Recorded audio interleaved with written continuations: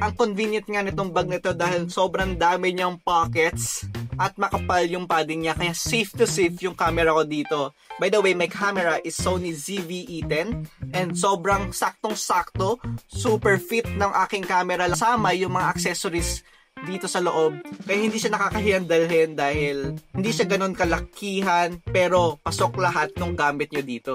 Ito lang naman yung camera bag na ito. This is portable and waterproof.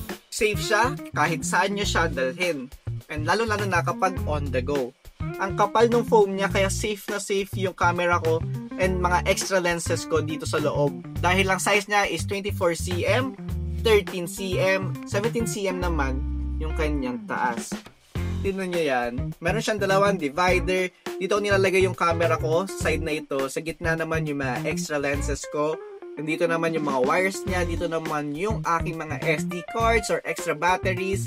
And meron nga siyang pocket dito sa both side. Kaya madali lang dalhin at madali lang kunin yung mga gamit na kailangan nyo. Meron rin siyang pocket dito sa likod. Detachable na rin tong strap na ito. Kaya kung gusto nyo dalhin siya ng ganito lang. Solid to sa mga content creator na on the go, lalo-lalo na sa mga may hilig mag-travel vlogs. Then, eto na yun.